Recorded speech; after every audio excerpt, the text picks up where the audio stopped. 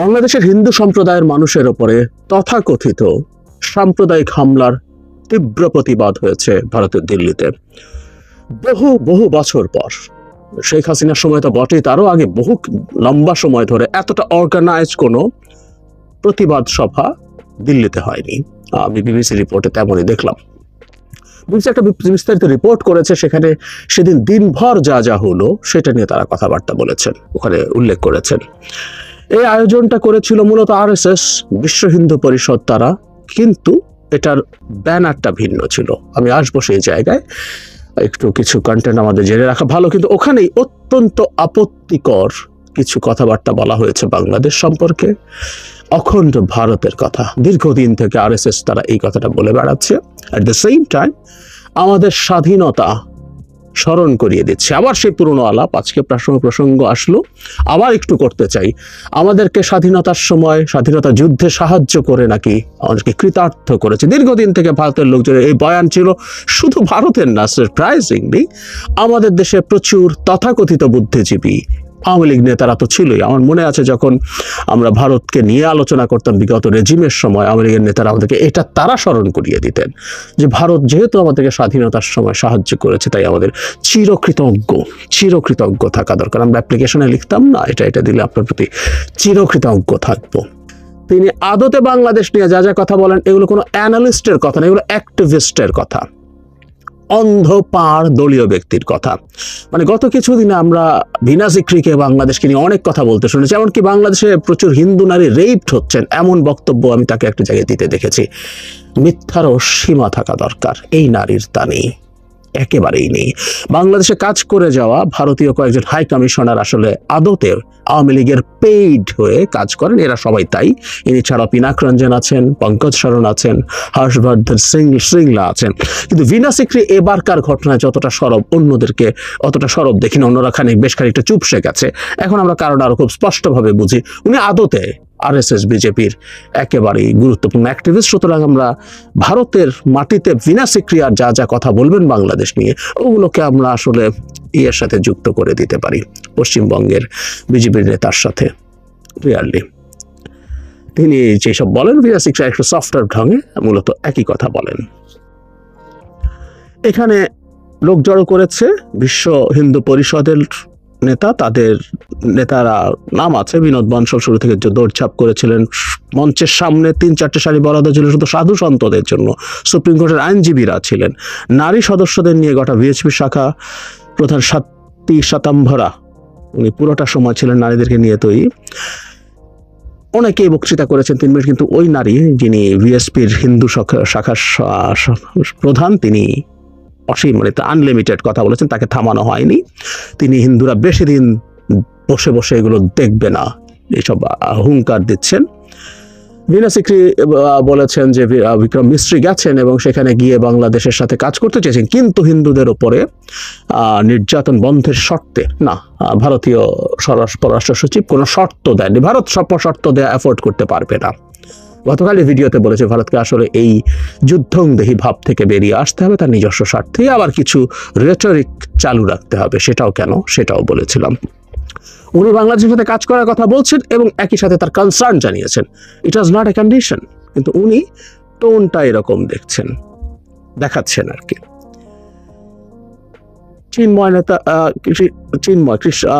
ISKCON নেতা চিন্ময় দাসের গ্রেফতারের বিরুদ্ধে তারা তীব্র ক্ষোভ দেখিয়েছেন, হুঙ্কার দিয়েছেন এবং বলছেন যে একজন সন্ন্যাসীকে জেলে পুরেছে। আবারও তাকে ইসকন নেতা হিসাবে বলা হচ্ছে। এই ভদ্রলোক, আমরা বারবার এই কথাগুলো বলবো, মনে রাখতে হবে, এই ভদ্রলোক ইসকন থেকে সেন্ট্রাল ইসকন দ্বারা বহিষ্কৃত হয়েছিলেন শিশু যৌন নিগ্রহ বা নিপীড়নের অভিযোগে। এই মানুষকে নেতা বলতে লজ্জা হওয়া উচিত আসলে হিন্দু সম্প্রদায়ের। উচিত তাকে, যে তারা বিশ্ব সনাতনী জাগরণী জোট করে যে তারা অধিকার আদায় করছে, তারা করতেই পারেন। আমরা সেই অধিকারকে সমর্থন, মানে সেই আন্দোলনকে সমর্থন করি। প্রত্যেকটা নাগরিকের নাগরিক অধিকার আছে আর সাংবিধানিক অধিকার আছে করার, কিন্তু তারা তাকে এরকম একজন শিশু যৌন নিপীড়ককে তারা নেতা বানিয়েছেন এবং তার পক্ষে ভারতীয়রা দাঁড়িয়ে দাঁড়িয়ে কথা বলছেন। কারণ আমাদের এই তথ্যগুলো আসলে আমরা ঠিকঠাক মতো ভারতে পৌঁছে দিতে পারিনি। পৌঁছে দিতে পারলেও ভারতের মিডিয়া, গদি মিডিয়া, সেগুলো প্রচার করেনি। তারা তো নিশ্চয়ই জানতো, একটা মিডিয়ার কাজ এই তথ্যগুলো খুঁড়ে বের করা। বাংলাদেশ মিডিয়া তো এসেছিল, কিন্তু মিডিয়াগুলো একেবারে একপেশে মন্তব্য চালিয়ে গেছেন। ৭১ মনে করো, জুলুমবাজি বন্ধ করো, বারবার প্রায় সবাই বাংলাদেশকে ৭১-এর কথা মনে করিয়ে দিয়েছেন। বিভিন্ন প্ল্যাকার্ড ও স্লোগানে এটা এসছে। প্ল্যাকার্ডে লেখা ছিল বাংলাদেশে ৭১ মনে করো, জুলুমবাজি বন্ধ করো। মুক্তিযুদ্ধের ভারতের অবদানের কথা স্মরণ করে আজকের বাংলাদেশেও হিন্দুদের নির্যাতন বন্ধ করা উচিত, এই কথা ঘুরে ফিরে এসছে। মানে সবার মূল জায়গা এটা। দিল্লি ক্যান্টনমেন্ট এলাকা থেকে আর বিজেপির একজন কট্টর সমর্থক আছেন, তিনি বলছেন, আমি তো বলবো বাংলাদেশকে আমরা দুধ কলা দিয়ে সাপ পুষেছি, ৭১ আমরা ওদের দেশ বানিয়ে দিয়েছি, আর এখন সেই বিষাক্ত সাপই আমাদের কাটতে আসছে, লজ্জা হওয়া উচিত। এরকম নানান কথাবার্তা আছে। ডক্টর ইউনূসের বিরুদ্ধে স্লোগান আছে। তারপর তারা একটা স্মারকলিপি দিয়েছেন, এবং মুহুর্মুহু যে স্লোগানটা হয়েছে সেটা হচ্ছে অখণ্ড ভারতের স্লোগান হয়েছে। যেহেতু আরএসএস জড়িত আছে, সেই স্লোগানটা থাকবে। এই দুটো ইস্যু নিয়ে একটু কথা বলি। বাংলাদেশের স্বাধীনতায় ভারত সাহায্য করেছে যুদ্ধের সময়, কোনো সন্দেহ নেই। আমাদের যে শরণার্থীরা গেছেন তারা সেখানে ছিলেন, তারা ভালো ছিলেন না। ভারত একটা অতি গরিব দেশ, কিন্তু এই গরিব দেশের মধ্যেও তারা এবং ভারতের জনগণ বাংলাদেশের মানুষের পাশে দাঁড়িয়েছিলেন ওই সময়। আমাদের মুক্তিযোদ্ধারা সেখানে গিয়ে ট্রেন্ড হয়েছেন, ভারত থেকে অস্ত্র পেয়েছেন। তারা প্রাথমিকভাবে যে গেরিলা যুদ্ধ চালিয়েছেন, তারও অস্ত্রের প্রাথমিক উৎস ভারত, ঠিক। এবং পাকিস্তানের বিরুদ্ধে প্রতিরোধ লড়াই ভারত পাশে না থাকলে আমাদের জন্য খুবই কঠিন হতো, কোনো সন্দেহ নেই। এবং বাংলাদেশ যেহেতু একটা ফ্ল্যাট টেরেইন, আমাদের খুব বেশি বনভূমি নাই, পাহাড় নাই, লুকিয়ে থাকার জায়গা নেই, তাই আক্রমণ করে আবার ভারত পালিয়ে যাওয়া সীমান্ত এলাকাতে প্রাথমিক দিকে এগুলোই গুরুত্বপূর্ণ রেজিস্ট্যান্স ছিল। এবং আমাদের আক্রমণ করে ভারতে পালিয়ে যাওয়ার এই টেন্ডেন্সির কারণে রীতিমতো বর্ডার ধরে সাব কিলোমিটার্স এরিয়া মুক্তাঞ্চল হয়ে গিয়েছিল, যেখানে পাকিস্তান মিলিটারি আর অতদূর যাওয়ার সাহসও করতো না। এবং শেষে ৩ ডিসেম্বর ভারত নিজে এই যুদ্ধে জড়িত হয়ে ভারত পাকিস্তানকে তার জায়গা থেকে আত্মসমর্পণ করাতে গুরুত্বপূর্ণ রোল প্লে করছে। এগুলো সবই সত্য। এটার সাথে কূটনৈতিক যত কাজ আছে, আমরা এই জিনিসটা অনেকে মিস করি। সেটা হচ্ছে জাতিসংঘে বারবার যুদ্ধবিরতির প্রস্তাব আসছিল। এই যুদ্ধবিরতির প্রস্তাবটা আসা তখন আমাদের জন্য স্বাধীনতার পক্ষে বাধা হতো, কারণ যুদ্ধবিরতি হয়ে গেলে তখন আমরা পাকিস্তান এবং একটা গৃহযুদ্ধ হিসেবে দেখা হতো। নেগোসিয়েশনের মাধ্যমে যদি শেখ মুজিবুর রহমানকে, যিনি যেটা হওয়ার কথা ছিলেন, প্রাইম মিনিস্টার করে দিত, তাহলে হয়তো আমাদের এই পরিস্থিতি নাও হতে পারতো। সেই সময় এই প্রস্তাবগুলোতে ভারত তার ইনফ্লুয়েন্স, যেহেতু তার সাথে সোভিয়েত ইউনিয়নের এক ধরনের অলিখিত জোট ছিল, তাকে দিয়ে ভেটো দেয়ানো, এসব করে এগুলো বন্ধ করা হয়েছে। ভারতের ভূমিকা আছে।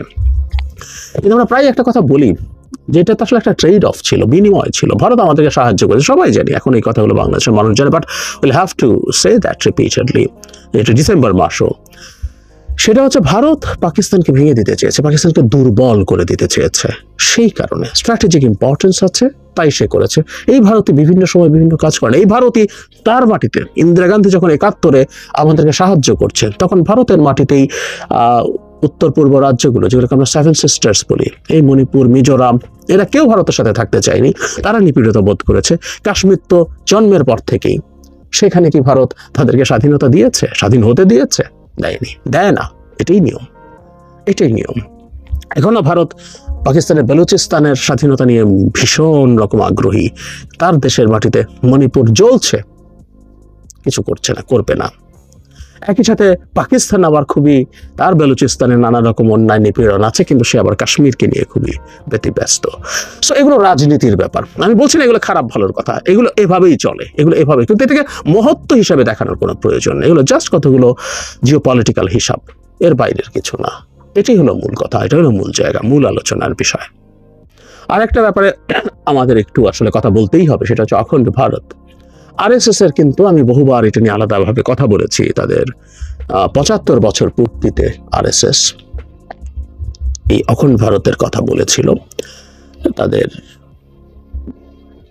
মানে ক্লিয়ারলি তাদের কি করতে চায়, মানে এই অঞ্চলে আসলে আর কোনো দেশের অস্তিত্ব থাকবে না, এই অঞ্চলের পুরোটাই ভারত হয়েছে। আফগানিস্তান থেকে শুরু করে আমরা পাকিস্তান নিয়ে আমরা নেপাল, ভুটান, মালদ্বীপ, শ্রীলঙ্কা কেউই আসলে না। এটা একটা অখণ্ড ভারত, এরকম একটা খোয়াব তারা দেখে এবং খোয়াবটাকে নিয়ে তারা রীতিমতো তাদের পরিকল্পনা আছে। এবং যখন তাদের নতুন পার্লামেন্ট ভবনে সে মানচিত্র তারা স্থাপন করেছিল, তখন বোঝা যায় এটাকে খুব যাতা করেন। এবং শুধু মানচিত্র নয়, মানচিত্রকে কেন্দ্র করে তাদের কেন্দ্রীয় মন্ত্রী টুইট করেছেন, মুখ্যমন্ত্রীরা টুইট করেছেন, তাদের স্বপ্ন হচ্ছে অখণ্ড ভারত। হ্যাঁ, আমরা মানি এটার জন্য অভ্যন্তরীণ রাজনৈতিক ইস্যু আছে, কিন্তু রাজনৈতিকভাবেও আপনি এমন কোনো বয়ান তৈরি করতে পারেন না যেটা অন্য কোনো দেশের সার্বভৌমত্বকে হ্যাম্পার করে, সেটাকে সমস্যায় তৈরি করে। আরএসএস পরিকল্পনা পেশ করেছে সে রাষ্ট্র কেমন হবে, সেই রাষ্ট্রের শিক্ষা কেমন হবে, স্বাস্থ্য কেমন হবে, সেই রাষ্ট্রে ভোটাধিকার কেমন হবে। কারণ এটা একটু বলে রাখি, মানে অনেকে বলেন যে বাংলাদেশের মতো দেশ যদি দখল করে ফেলে মুসলিম বেড়ে গেলে, পাকিস্তান দখল করে মুসলিম বেড়ে গেল, আফগানিস্তান দখল করলে মুসলিম বেড়ে গেল, তাতে তার ক্ষতি হবে, ভোটের হিসাব নিকাশ সমস্যা হবে। সেটারও চমৎকার ব্যবস্থা তারা করেছে।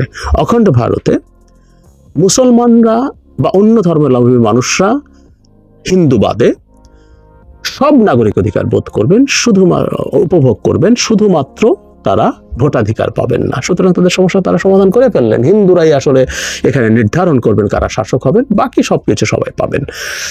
সো এই ধরনের আলাপকে রাজনৈতিক রেটরিক হিসাবে আমরা উড়িয়ে দেব না। আমাদের দেশের অভ্যন্তরে এই অখণ্ড ভারত নিয়ে আমাদের নিজেদের মধ্যে, নাগরিকদের মধ্যে যখনই তারা এই আওয়াজ তুলবে, তখনই আমাদের এটার প্রতিক্রিয়া জানাতে হবে, এটার প্রতিবাদ জানাতে হবে, রাষ্ট্রীয়ভাবেও জানাতে হবে। যখন অখণ্ড ভারতের মানচিত্র করেছিল, তখন নেপাল এটাকে খুব স্ট্রংলি প্রটেস্ট করেছিল। আমাদের পররাষ্ট্রমন্ত্রী বা প্রতিমন্ত্রীকে যখন জিজ্ঞেস করা হয়েছিল, তারা এটাকে এড়িয়ে গেছেন। এটা তাদের ওই ভারত যে ব্যাখ্যা দিয়েছে, এটা নাকি অশোকের সময়কার মানচিত্র দিয়েছে, অথচ তারা এই যে গতকালও ভারতের দিল্লিতে অখণ্ড ভারতের স্লোগান তুলেছে বাংলাদেশকে হুমকি দেওয়ার জন্য।